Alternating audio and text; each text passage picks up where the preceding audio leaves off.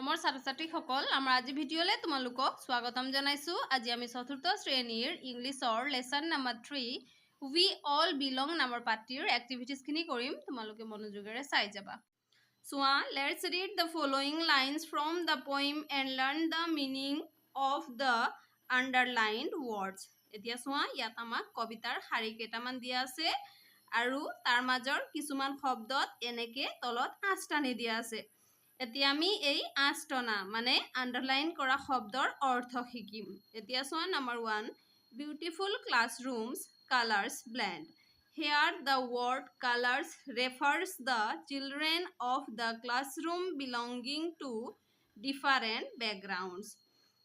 এতিয়া চোৱা, ইয়াত এই কালাৰ্ছ শব্দটোৱে কি বুজাইছে? এই কালাৰ্ছ শব্দটোৱে ভিন ভিন পৰিৱেশৰ পৰা অহা শিশুসকলৰ কথা বুজাইছে। এতিয়া চোৱা, number 2, different tongues but one big chair. Now the word tongues mean different languages children speak at home. এতিয়া চোৱা, ইয়াত এই tongues শব্দটোৱে কি বুজাইছে? ইয়াত এই tongues শব্দটোৱে শিশুসকলে নিজ নিজ ঘৰত বেলেগ বেলেগ ভাষাত কথা পাতে, হয়নে? ইয়াত সেই বেলেগ বেলেগ ভাষাৰ কথা বুজাইছে। এতিয়া চোৱা, number 3, our joy is found in diversity. The word diversity here means being different from each other in many ways. এতিয়া চোৱা, ইয়াতে ডাইভাৰ্চিটি শব্দটোৱে এজন আনজনৰ পৰা বিভিন্ন ক্ষেত্ৰত পৃথক বুলি বুজাইছে। এতিয়া চোৱা, number 2, read the explanations of each stanza of the poem. Match the stanzas with the explanations. Write the correct stanza number in the blank boxes. এতিয়া চোৱা, ইয়াত আমাৰ কবিতাটিৰ স্তবক কেইটাৰ বৰ্ণনা দিয়া আছে। এতিয়া আমি কি কৰিব লাগিব? সেই কবিতাৰ স্তবকবোৰৰ লগত এই বৰ্ণনাখিনি মিলাব লাগিব আৰু ইয়াত কোনটো স্তবকৰ বৰ্ণনাটো হয় সেইটো আমি ইয়াত লিখিব লাগিব। এতিয়া চোৱা, in a classroom everyone is different and their differences make them unique. Some of them may love to draw, some of them may like to dance, and some may tell stories, but they from a group where everyone is valued. এতিয়া চোৱা, ইয়াত কোৱা হৈছে শ্ৰেণী কোঠাত সকলো ছাত্ৰ-ছাত্ৰী একে নহয়, হয়নে?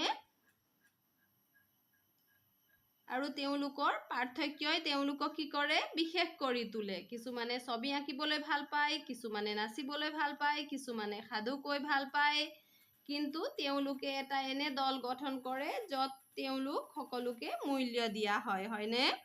এইটো চোৱা, এই 2 নম্বৰ ষ্টেঞ্জাৰ পৰা সেই বৰ্ণনাখিনি লোৱা হৈছে, হয়নে? গতিকে আমি কাষত 2 বুলি লিখিব লাগিব। এতিয়া চোৱা, even though all the students speak different languages, they celebrate common bond friendship. They stand together and find strength in unity. The unity lies in embracing diversity. এতিয়া চোৱা, ইয়াত কোৱা হৈছে যদিও ছাত্ৰ-ছাত্ৰীসকলে কি কৰে? ভিন ভিন ভাষাত কথা পাতে, তেওঁলোকে কি কৰে? ইজনে আনজনৰ সৈতে থকা বন্ধুত্ব খুব ভালদৰে উপভোগ কৰে, হয়নে? তেওঁলোকে একেলগে থিয় হয় আৰু একতাত শক্তি বিচাৰি পায়। তেওঁলোকৰ আনন্দ তেওঁলোকৰ বিভিন্নতাত পোৱা যায়, হয়নে?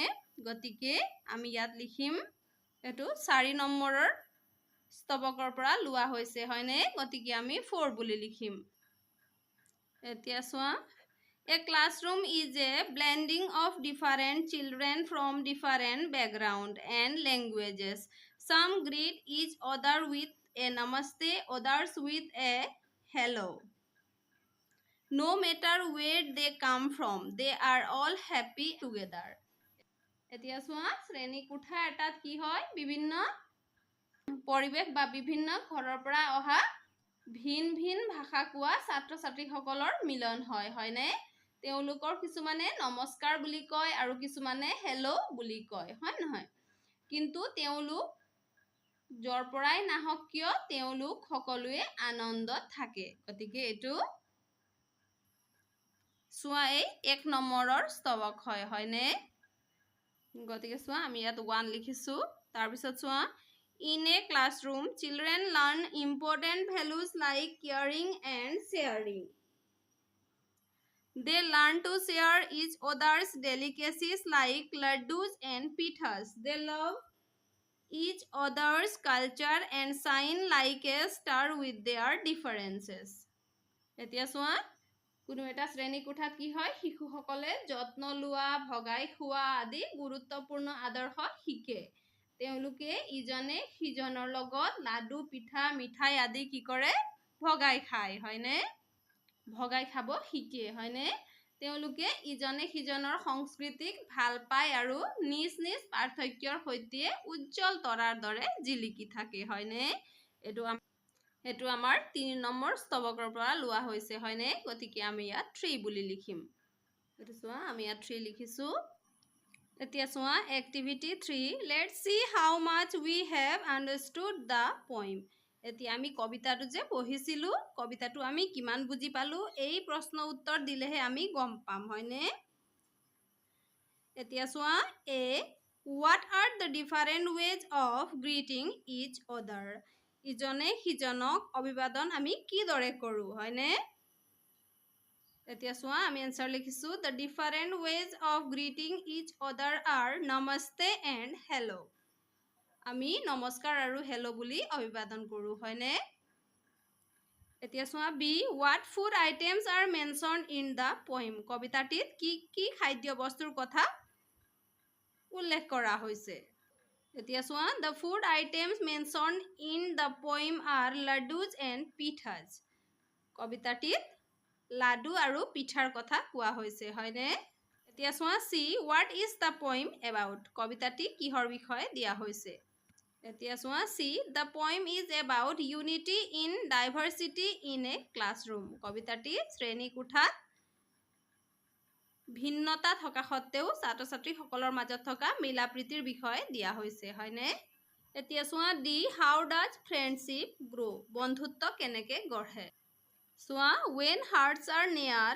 friendship grow different language does not matter if we care each other এতিয়া চোৱা যেতিয়া আমাৰ মনৰ মিলন হয় তেতিয়া বন্ধুত্ব গঢ়ে হয়নে আমাৰ ভাষা ভিন ভিন হলেও আমাৰ যেতিয়া মন মিলে বা আমি ইজনে আনজনৰ খা খবৰ লওঁ তেতিয়া আমাৰ বন্ধুত্ব গঢ়ে হয়নে এতিয়া চোৱা why do some children say namaste and others say hello কিয় কিছুমান শিশুসকলে নমস্তে বুলি কয় আৰু কিছুমানে হেল্লো বুলি কয় answer because children come from different background and speak different language at home কাৰণ শিশুসকল ভিন ভিন পৰিবেশৰ পৰা আহে আৰু ঘৰত ভিন ভিন ভাষাত কথা পাতে হয়নে f where can we find joy আমি ক'ত আনন্দ বিচাৰি পাওঁ এতিয়া চোৱা answer we can find joy in diversity আমি ভিন্নতাৰ মাজতো আনন্দ বিচাৰি পাব পাৰো হয়নে এতিয়া চোৱা number 4 find words from the poem that rhyme with the following words এতিয়া আমি এই শব্দৰ লগত rhyme হোৱা মানে এই শব্দৰ লগত উচ্চাৰণত শেষৰ শব্দৰ মিল থকা শব্দ আমি কবিতাটিৰ পৰা বিচাৰি আনিব লাগিব এটো চোৱা blend হয়নে ব্লেন্ডৰ লগতে ফ্ৰেন্ড শব্দ মিলিছে হয়নে গতিকে আমি ফ্ৰেন্ড লিখিম এতিয়া চোৱা আমি ফ্ৰেন্ড লিখিছো এতিয়া চোৱা হে তেনেকে near cheer dance chance song belong share care far star এই শব্দখিনি আমি কবিতাটোৰ পৰা লৈছো হয়নে এতিয়া চোৱা 5a read the following line from the poem এতিয়া কবিতাটিৰ এই শাৰীটো আমি পঢ়িম each one of us is a shining star আমাৰ মাজৰ প্ৰত্যেকেই একোটা জিলিকা তৰা in the above sentence each one of us refers to the children in a classroom এতিয়া চোৱা এই বাক্যটোত each one of us বুলি কাক কোৱা হৈছে শ্ৰেণী কোঠাত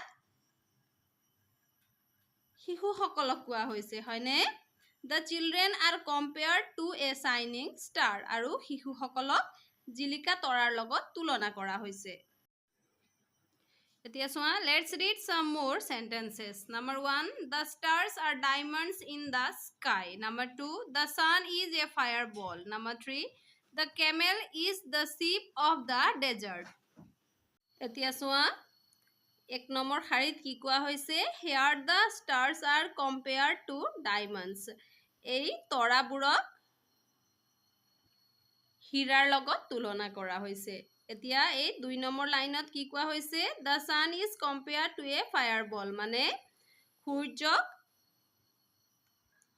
অগ্নিপিণ্ড বা জুইৰ পিণ্ডৰ লগত তুলনা কৰা হৈছে এতিয়া চোৱা number 3 the camel is compared to a sheep আৰু এই 3 নম্বৰ লাইনত উটক জাহাজৰ লগত তুলনা কৰা হৈছে এতিয়া চোৱা 5b read the following sentences choose the correct word or group of words from the box and complete the sentences given below one is done for you এতিয়া চোৱা আমি কি কৰিব লাগিব এই খালি ঠাইবোৰ এই বক্সত দিয়া শব্দেৰে পূৰ কৰিব লাগিব এটা চোৱা আমাৰ বাবে কৰি দিয়া হৈছে নম্বৰ 1 my school is এতিয়া চোৱা এই গাৰ্ডেন অফ ফ্লাৱাৰ্স এটো লোৱা হৈছে হয়নে গাৰ্ডেন অফ ফ্লাৱাৰ্স মানে মোৰ বিদ্যালয়খন এটা ফুলৰ বাগিচা হয় বুলি কোৱা হৈছে এতিয়া চোৱা number 2 our class is a আমাৰ শ্ৰেণীকোঠা আমি লিখিম কালাৰফুল গাৰ্ডেন এতিয়া চোৱা number 2 our class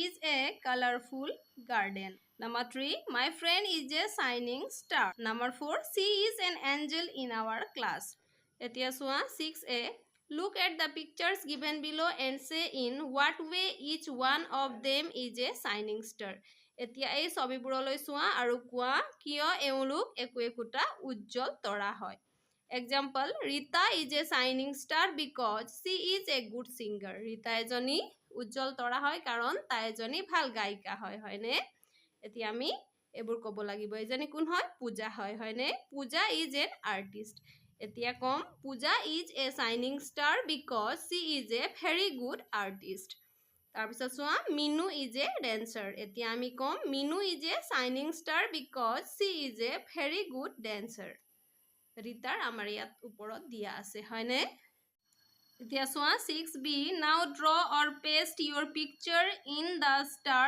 given below এতিয়া তোমালোকে কি কৰিব লাগিব তোমালোকৰ নিজৰ ছবি আঁকিব লাগিব আৰু ইয়াত তোমালোকে আঠা লগাব লাগিব তোমালোকে লগাইছা নাই মোক কমেন্ট কৰি জনাবাচোন তাৰপিছত চোৱা complete the sentence by writing about yourself আৰু তোমাৰ বিষয়ে লিখি এই বাক্য সম্পূৰ্ণ কৰিব লাগিব my name is তোমালোকে ইয়াত তোমালোকৰ নামটো লিখি লবা I am a shining star because I can মই এজন জিলিকা তৰা হয় কাৰণ কিয় কোৱাচোন তুমি কি কৰিব পাৰা হেতু ইয়াত লিখিব লাগিব যদি গান গাব পাৰা তেতিয়া হলে I can sing লিখিবা যদি আঁকিব পাৰা I can draw বুলি লিখিবা যদি নাচিব পাৰা তেতিয়া I can dance বুলি লিখিবা তেনেকে তোমালোকে কি কৰিব পাৰা হেতু ইয়াত লিখিবা এতিয়া চোৱা মই লিখিছো I can sing এতিয়া চোৱা 7 given below are some words that you can make with the letters of the word diversity talk with your partner and add some more to the list এতিয়া চোৱা ইয়াত আমাক কিছুমান শব্দ দিয়া হৈছে যিবোৰ এই ডাইভাৰ্সিটি শব্দৰ পৰা আখৰখিনি লৈ বনোৱা হৈছে এতিয়া তোমালোকে তোমালোকৰ বন্ধুৰ লগত কথা পাতি আৰু কি শব্দ হ'ব পাৰে হেয়া এই বক্সত লিখিব লাগিব এতিয়া প্ৰথমতে ইয়াত 3টা আখৰে হোৱা শব্দ লিখিব লাগিব ইয়াত 4টা আখৰে হোৱা শব্দ ইয়াত 5টা আখৰে হোৱা শব্দ লিখিব লাগিব হয়নে এতিয়া চোৱা ডাইভাৰ্সিটি শব্দৰ পৰা SIT সিট শব্দ লৈ ইয়াত লিখা হৈছে হয়নে সেই তেনেকে VET ভেট শব্দ লৈ ইয়াত লিখা হৈছে হয়নে আৰু কিন্তু শব্দবোৰ অৰ্থপূৰ্ণ হ'ব লাগিব এতিয়া চোৱা ইয়াত 4টা আখৰৰ ইয়াত 5টা আখৰৰ এতিয়া চোৱা আমি লিখিছো 3টা লেটাৰৰ ৱৰ্ড লিখিছো আমি try die yes 4টা লেটাৰৰ eat it very fast 5টা লেটাৰৰ drive dirty tried